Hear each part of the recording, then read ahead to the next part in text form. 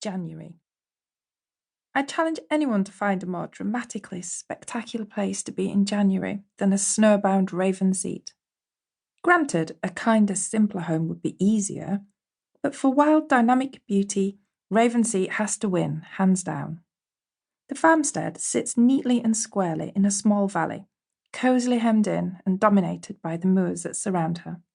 With the farm comes a well-documented history going back centuries, the human presence visible in the walls and buildings. Much older still are the fossils still visible in the sandstone cobbles dug from the nearby quarry and the water-worn swirls on flagstones hauled from the beck.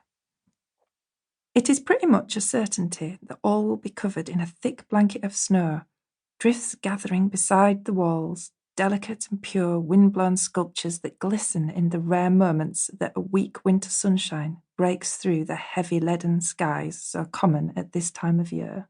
Blizzarding snow and ice mean that we may well be cut off for at least part of the month, but we know the drill by now, and make sure we are well prepared.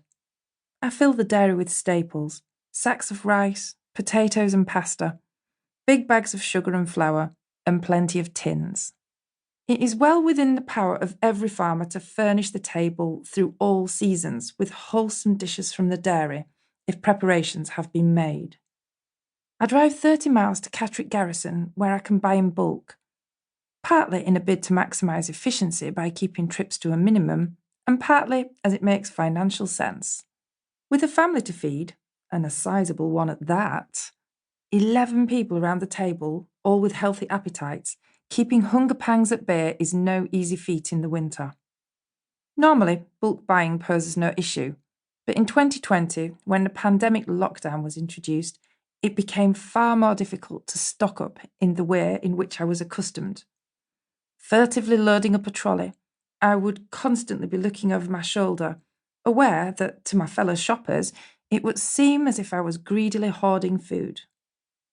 I get potatoes by the sackful from the local agricultural suppliers, who stock them alongside the animal feed. The price varies depending on the season and availability, but even at their costliest, £12 for a 25-kilo sack is still a bargain.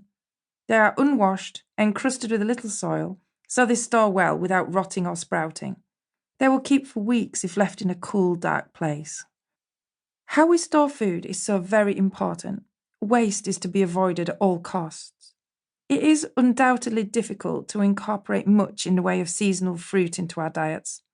Other than cooking apples, frozen autumn berries, and stewed rhubarb, there's little to be had.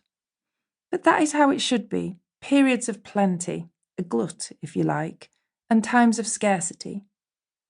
An awareness of seasonality is of huge importance, and often overlooked in a world where everything is available at all times. There is a time for everything, and it comes as no surprise that eating what is in season is easier on the pocket and naturally more nutritious and flavoursome. While I leave everyone to sort their own food for dinner time around midday, everyone pulls up a chair and gathers around the kitchen table for tea. Talk will inevitably be about the animals and the jobs that were done that day. We make vague plans for the following day, working out logistics to maximise efficiency and tackle problems. Our enjoyment is as much about the conversation as it is the meal itself, but it is during these coldest of days that everyone craves filling, hearty meals. It's your belly that keeps you back up, as they say, so we will eat potatoes, always. Heaps of root vegetables, roasts, soup with homemade bread and pies, sweet and savoury, crumbles and custard. Once the plates are sided away, it is back outside to do the bullocking up, the term used for feeding up and bedding all of the house animals and readying them for the night.